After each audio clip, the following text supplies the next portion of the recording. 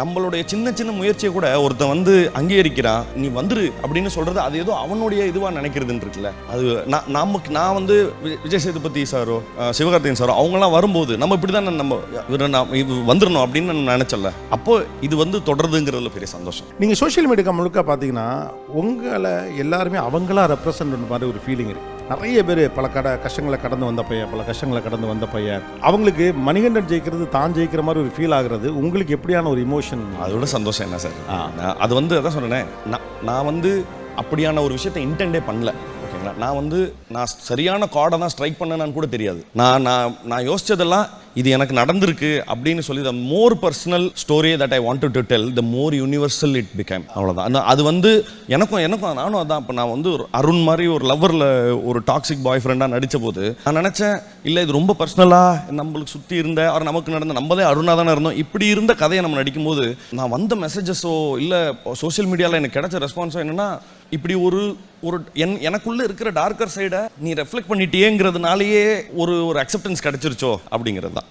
இதை and also நம்மளுடைய சின்ன சின்ன முயற்சியை கூட ஒருத்தன் வந்து அங்கீகரிக்கிறான், நீ வந்துரு அப்படின்னு சொல்றது அது ஏதோ அவனுடைய இதுவா நினைக்கிறதுன்னு இருக்குல்ல.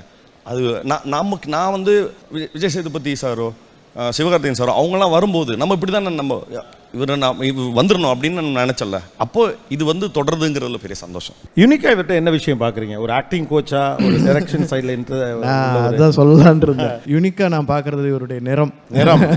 ஏன்னா நிறம் வந்து நம்ம நிற பாகுபாடு பார்த்துக்கிட்டே இருக்கிறோம்ல, அது வந்து அதுவும் மணிகண்டன் மாதிரி ஆக்டர்ஸ் வர்றது வந்து சினிமா லவ்வராக எனக்கு ரொம்ப பிடிக்கும். ஏன்னா இவர் பார்க்காத வேலை இல்லைங்க. நான் அவர்கிட்ட பேசும்போது சினிமா துறையில் வந்து இவர் பார்க்காத எப்போ ஏவிஎம் கேட் திறந்து விடுறதுலேருந்து நீ பார்த்துருக்க போல இருக்கு வேலை அப்படிங்கிற மாதிரி இருக்கும்.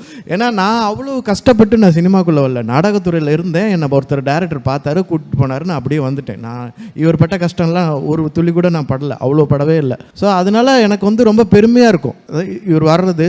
நம்மளுடைய சின்ன சின்ன முயற்சியை கூட ஒருத்தன் வந்து அங்கீகரிக்கிறான், நீ வந்துரு அப்படின்னு சொல்றது அது ஏதோ அவனுடைய இதுவா நினைக்கிறதுன்னு இருக்குல்ல. அது நான் வந்து விஜய் சேதுபதி சாரோ சிவகார்த்திகேயன் சாரோ அவங்கெல்லாம் வரும்போது நம்ம இப்படிதான் நம்ம வந்துடணும் அப்படின்னு நான் நினைச்சல. அப்போ இது வந்து தொடருதுங்கிறதுல பெரிய சந்தோஷம். நீங்க சோஷியல் மீடியா முழுக்க பாத்தீங்கன்னா உங்களை எல்லாருமே அவங்களா ரெப்ரசன்ட் பண்ண மாதிரி ஒரு ஃபீலிங் இருக்கு. நிறைய பேர் பல கஷ்டங்களை கடந்து வந்த பையன் அவங்களுக்கு மணிகண்டன் ஜெயிக்கிறது தான் ஜெயிக்கிற மாதிரி ஒரு ஃபீல் ஆகுறது உங்களுக்கு எப்படியான ஒரு இமோஷன்? அதோட சந்தோஷம் என்ன சார், அது வந்து அதான் சொன்னேன், நான் வந்து அப்படியான ஒரு விஷயத்தை இன்டெண்டே பண்ணல.